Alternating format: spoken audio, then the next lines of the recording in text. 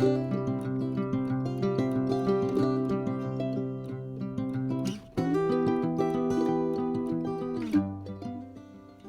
everyone, thank you very much for joining me for episode 6 of On My Studio Table. As usual, I have something hanging behind me that I would like to show you before we actually look at what's on the table. This is a piece that I did probably about 2 years ago, and it's called When Love Grows Cold. I had a vintage slip or petticoat that I had naturally dyed, and there was quite a bit of damage on the bodice section, and I thought, what will I do with this? Will I mend it so that it's wearable again, or will I make it into an art piece? So I decided I would make it into an art piece. And as I worked on it, I started to think about the issue of femininity. I actually do have some feminist views, but I also think that it shouldn't matter if you're a woman or a man. Everyone deserves respect and acknowledgement of skills and gifts, whatever they are. But I was thinking particularly of the so-called feminine attributes. So I actually felt quite sad while I was making this, and the heart in the middle has actually gone cold, because what has happened is that sometimes the love that women offer is almost extinguished because it's not been appreciated or been rejected. And I've put embroidery designs of things from the garden to signify the growth that is possible. So it's a bit of a paradox, really. It shows what is possible and what should happen, and also what does happen and what shouldn't happen. If you'd like to see more photos of this, it is listed in my online shop at gonerustic.com, and if you go to the art and decor section, it's there. It is available for sale. It's a piece that's very precious to me and expresses a lot, and you may also gain some insights that are your own insights when you look at this, as most artwork does have an effect on us in that way. The background is naturally dyed fabric that was more neutral colours. There is a patch at the bottom that you can't see because I had cut a corner out of it at one point for another artwork, and then I've backed it with several joined pieces of naturally dyed and printed fabric, and you'll see photos of the back as well on the website. To show you what's on my table, I've been working on a number of things. As you know, I work on a weekly project called the Slow Stitching Journal with K3n Chambers of K3n, and also I like to work on my own projects in between, of course. The Slow Stitching Journal is just for me, and it's actually more like a sampler book, I guess you could say, of different techniques and stitching and thoughts and so on. One of the things that we did was a special type of blanket stitch. I had always wanted to learn how to do this and couldn't quite work it out, and K3n explained it so clearly and demonstrated it so clearly that I felt I could give it a try, and I enjoyed it so much that I actually did another small set of stitched pieces following on from the journal page. So I'll show you the journal page in a moment, but I will first show you the offshoot pieces that I did. Here are the pieces that I was talking about. So we have 3 different pieces. These 2 are slightly different sizes, but to the eye they look fairly uniform. And this piece is a narrow piece. They were all leftovers from wool that I used for something else. So it's a naturally dyed wool background that I did with the heat press, and I had used a copper mordant, which is why you have the green tones. Then I was gifted some red scraps of wool, and I wasn't sure if I would use them because I mainly use my own naturally dyed fabrics, but in the end I thought, no, they'd look great as a contrast with the green. So I just used the scraps pretty much as they were. This one was a bit too long, so I cut a piece off, and that was the piece I cut off. This piece was pretty much as it was. And I do like to do that. I like not to waste materials, so I like to find uses for them as they are and use them as they are, respecting the shape that was left over from whatever else it was made into. And I did mention that I wanted to do some more needle felting in a previous video, and in the last video I showed you some nest brooches which start with a needle felted base onto a crochet medallion. So now what I've done is I've actually done a similar thing, but I've needle felted thread scraps and wool scraps and sometimes little bits of fabric as before, but this time onto the background of wool, and it's not a wearable piece obviously. So this was quite difficult to needle felt because you've got the layer of wool here, another layer of wool there, and then you've got all the scraps of threads and wool yarns. And I actually had to do it in layers, so I'd start with a thin layer of a few things, then build on it and gradually added to it. And then I wasn't happy with it, so I actually added more to it, which made it even harder to needle felt into. And I think my barbed needles might need changing because I think they're getting a bit blunt as well. I have been working them quite hard. Then I wanted to do the blanket stitch that I was talking about. So I did that here to echo the shape of the nest, and I used 3 colours. So I used a kind of a coppery colour of a cotton thread that looks a bit like wool. It's very soft. Then I did a green, and then I did a pale green. These little things at the top, which look like plants or whatever you might like to imagine them to be, they are done with a pistol stitch. So it's just a long straight stitch and a French knot at the end. I quite enjoy doing those. Once I'd done the stitching on the blanket stitching and the pistol stitch, I then layered some stitching on top of the needle felted threads and yarns.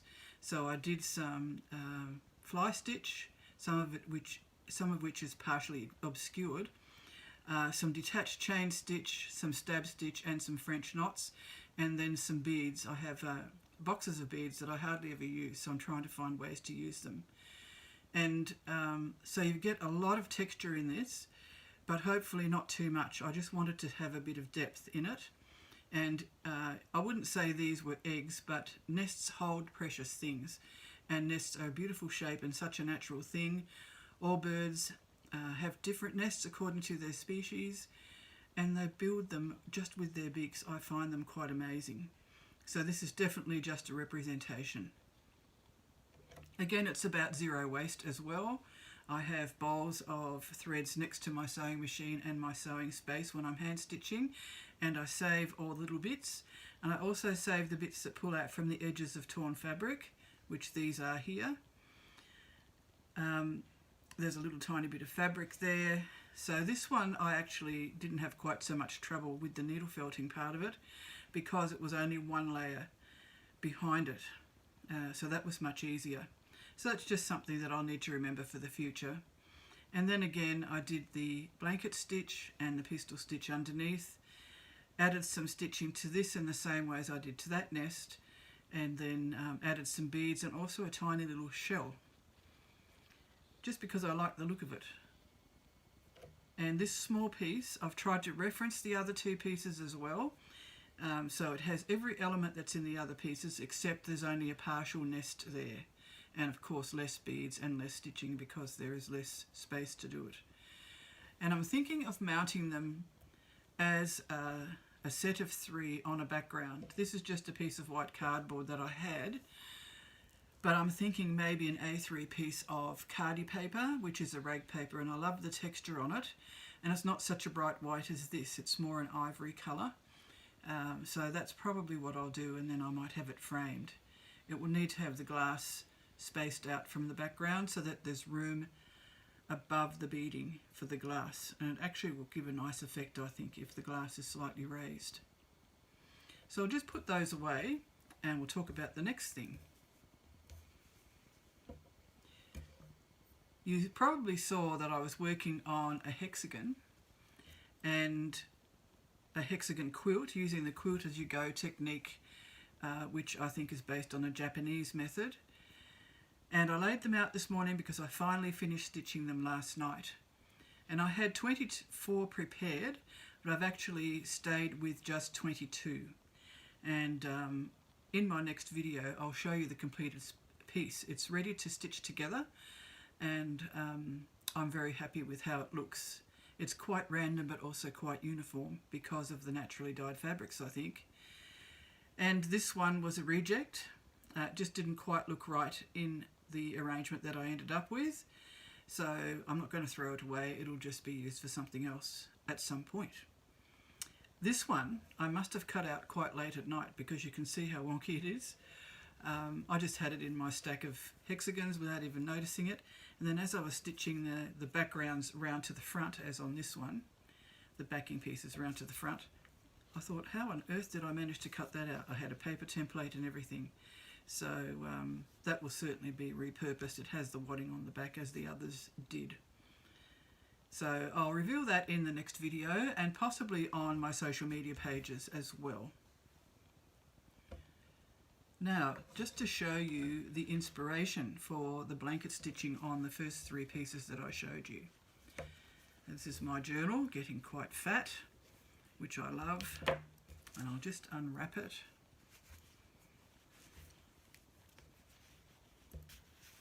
It's really quite a delight to handle and look through, actually. All the textures and the stitching, it's just lovely. So this is the page that we did, and K3n shared with us a very special quilt that she'd made after her dad died, and she used some of his shirts and hankies to make this comfort cloth, she calls it, after he died. And it's very special to her because she can actually snuggle under it when she's stitching or put it on the bed. And even though she's been working on it for quite a long time, she is still adding stitches to it whenever she feels to. So she shared with us about this blanket stitch and suggested that we use a piece of cloth that is special to us in relation to what she had shared. And in a previous video I mentioned that I had cancer nearly 4 years ago and radiation therapy afterwards. And a lovely online friend from the UK, Michelle, sent me a bag of fabrics of all different sizes and shapes and different types of fabrics also, and just wanted me to be able to use them. I had prepared some stitching to take with me while going through radiation, and I did use some of the pieces that she sent me, but this piece was a piece of silk. It's a textured piece of silk, and it's so lovely that I thought I will save this for something special. And I felt the time had come when we were doing the comfort cloth idea, because the fabrics Michelle sent me gave me a lot of comfort at the time. So we had to cut out a circle in the middle and put another piece of fabric behind. So I used some of my own naturally dyed cotton behind it. Then surround the circle. Some people in the group did blanket stitch, some did satin stitch. I did a satin stitch, and then we started with the blanket stitch going around and being quite random with the lengths of the stitches, the distance between them, and sometimes not even connecting to the previous row. And I absolutely love doing it, and I can see that I'm going to be doing this quite a lot in different pieces of work. And I'll just need to turn this around to read you what I wrote, but before I do that, I'll show you underneath. It says light-filled moments, which is a quote from the writing that I put in it. So I looked back through my daily journal practice in one of my little journals, and this is the piece that I chose. Don't look too far ahead. Enjoy the light-filled moments. And I felt that went very well with this exercise. I wrote that in 2021. I'll just put that aside. Another thing that I've been working on is some cards. Cards are a great way to showcase some of your artwork, as many of you would know.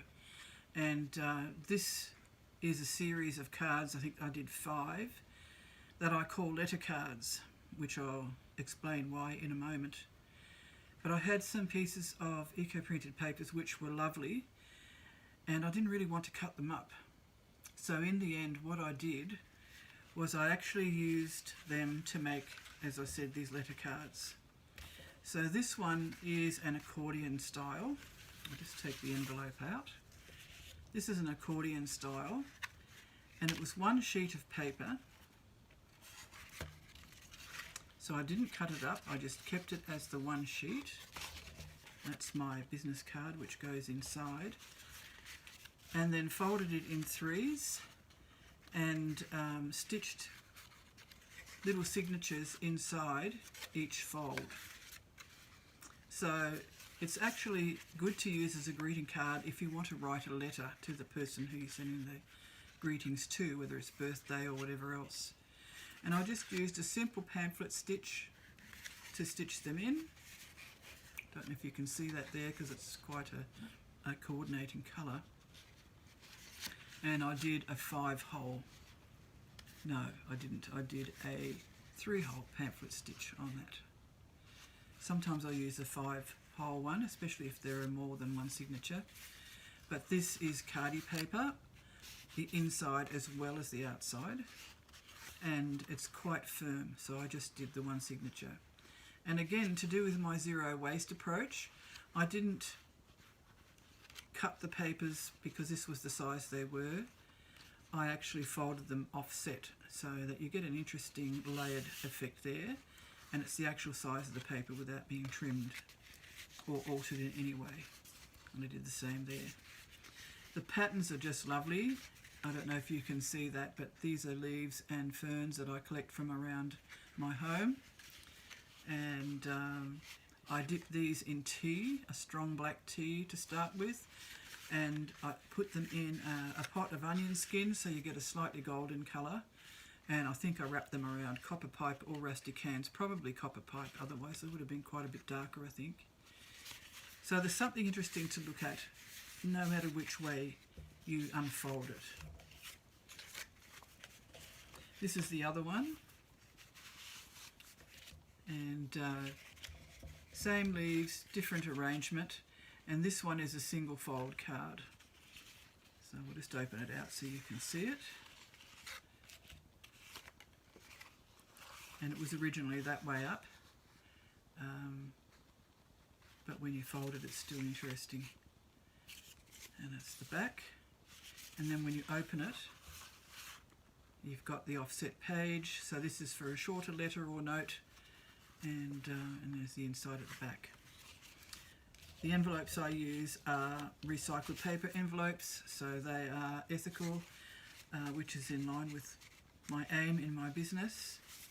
I still need to find someone that does cards for me that are a good quality, but I use these for my business cards. I also use them for tags on my eco-printed clothing and inside my books and cards, and I write inside what I've used when I eco-printed it, and if it needs washing, how to look after it.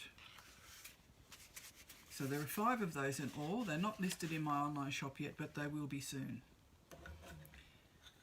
And the last thing I'd like to show you was something that I was very excited to learn about.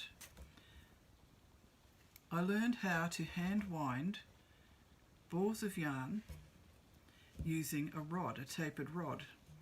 These are vintage loom rods that I've had for a very long time, and I've just been using them to make skeins. So here's an example. These are just skeins that I've made and I sell them in bunches, and I also use them for my own embroidery.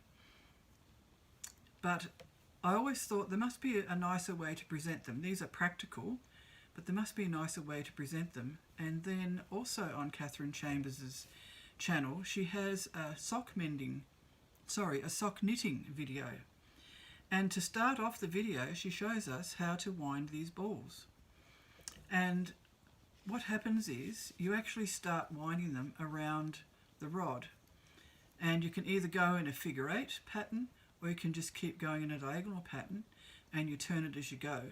I won't demonstrate it because I would suggest you go to K3n's video or any other videos that are on YouTube. There are quite a lot.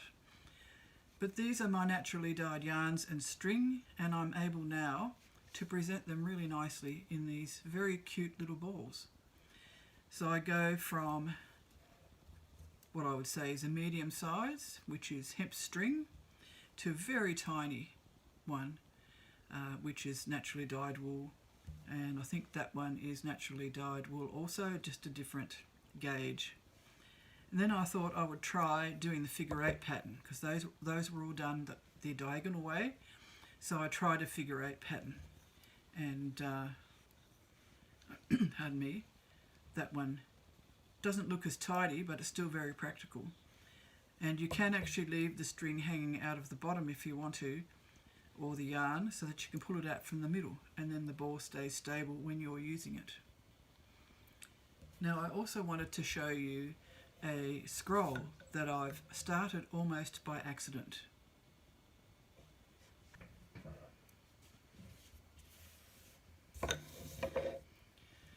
So here is the scroll, and you'll notice I've got it on a stick and there's some string or yarn on the stick. That's because I want to see how it looks presented on a stick rather than just as a ball of yarn on its own. So I'm going to ask my husband to cut that there, and then I can use it for both the scroll and the stick. Or it may even be that I'll find another stick for the scroll. So I'll just take that off. This was also done in the figure 8 method, by the way. So the scroll, as I said, it's almost by accident. I made quite a few of these strips out of leftover wool wadding. Just embroidering them. I had eco-printed them, and there were shadows of leaves on them. Not terribly clear prints, and I thought I love the textures and the colours. So I'll just embroider them and respond to the textures and patterns on the actual piece. And I did quite a series of these, and I used some of them on the coat that I shared with you, or the cloak I should say, that I shared with you in the last video. And then I had the rest sitting in my box and not knowing what to do. And when I was rummaging this morning, I thought I've got enough there to make another scroll. And a lot of the stitching is already done. So I will do more stitching. I may even add some found objects, but I wanted to experiment with some darning as visible mending. So that's actually done with a silk merino thread. I just did it on top of the fabric, and I just love doing that. And I couched down some of my naturally dyed yarn, added some cross stitch. Here the eucalyptus leaves were printing onto the fabric, but not very clearly, so I started to outline them and stitch the stems. So you can see an outline started there, and there's more to do on this. So it's a work in progress, but a lot of the work's already been done. More couched yarn. I think that would be a cotton yarn that I did to use to tie bundles, and it took the colour. And then there's another piece, and I'll join them together with some kind of stitch as well. This one I actually cut a hole in, so you can actually see through it when you're wrapping or unwinding it. And again, I've done some visible mending on this, just on top of the fabric, so it's not a real mend, but it's an example of a mend. And I use that quite a lot on my upcycled clothing as well. But I also believe it's a really lovely decorative feature, so that's featuring in this scroll. And then I keep unrolling it. There's another window, so when you close it you can see a little bit of the previous layer through the window, and then as you unroll it, it shows some light through it. And I've kept it quite simple: couching, running stitch and cross stitch. And then a couple of the pieces feature leaves, as in the first section that I showed you, and this section is also featuring leaves. And here I've outlined in black pearl cotton, and I'm using a blue variegated pearl cotton for the stems, and then I still have the veins to do. And you can see where I stopped stitching, I've still got the thread attached there, ready to continue. So this has been in my box for about 3 or 4 years, maybe even longer. So it's nice to get out an unfinished object or a UFO and put it to good use. So I'll be adding quite a lot more stitching, but the groundwork has been done. So I thought I would turn it into a scroll, one of my favourite things to do. I love long-term projects. Quite often things don't take long enough to do. For example, the 3 pieces I showed you at the start of the episode 6 only took me a few days, and I thought they might last me at least a week. So I hope you enjoyed today's video. I have a couple of announcements to make in episode 7, so make sure you don't miss it. I usually have between 10 days and 2 weeks in between episodes. And in the meantime, you can keep up with what I'm doing on my Facebook page, which is Gone Rustic Studio Gallery, or on Instagram under the name of Gone Rustic. And my YouTube channel, of course, has lots of other videos for you to enjoy. Thank you so much for joining me. Please don't forget to like this video if you enjoyed it, and if you haven't subscribed already, please subscribe.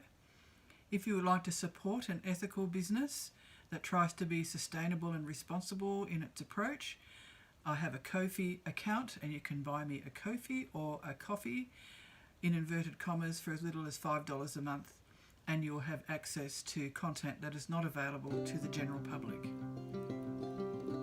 Once again, thank you, and see you soon. Bye.